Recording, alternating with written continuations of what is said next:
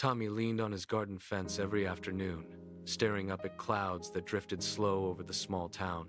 He loved adventures more than anything, and for as long as he could remember, he dreamed of flying through the open sky. Every day he watched clouds pass and imagined what it would feel like to rise up and follow them. One sunny morning, he wandered to the garden gate to pick dandelions, plucking fluffy yellow heads one by one and blowing the seeds into the breeze. That's when he spotted it. A shiny red balloon bobbing against a rose bush. Its string caught on a thorn. He stepped closer, brushed thorns out of his way, and reached out to untangle the string. The second his fingers touched the cord, the balloon spoke. "Hello, Tommy. I am a magic balloon. Hold my string tightly, and I will show you a wonderful world." Tommy's grin spread wide across his face. He wrapped both small hands around the string, and the balloon pulled him up off the ground. They climbed fast, wind stinging his cheeks as they rose above the roof lines. They flew over green forests where squirrels paused to wave from oak branches, over sparkling rivers dotted with tiny fishing boats, and past soft rainbow-colored clouds that smelled like cotton candy.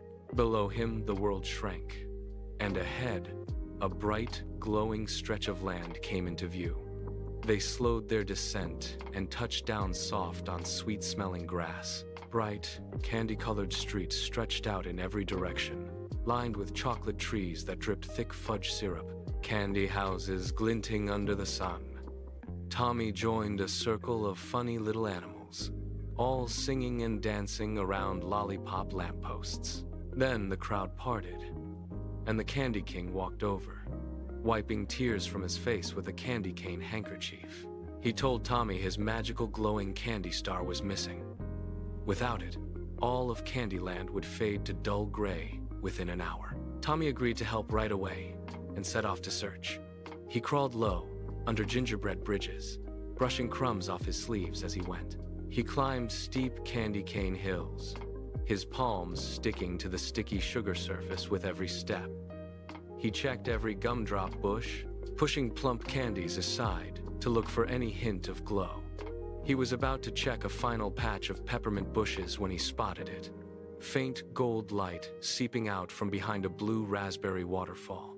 He stepped carefully over the smooth, wet rocks to reach the spot, nearly slipping on melted sugar pooled at the base. He caught himself on a rocky outcrop, reached in, and pulled out the glowing star.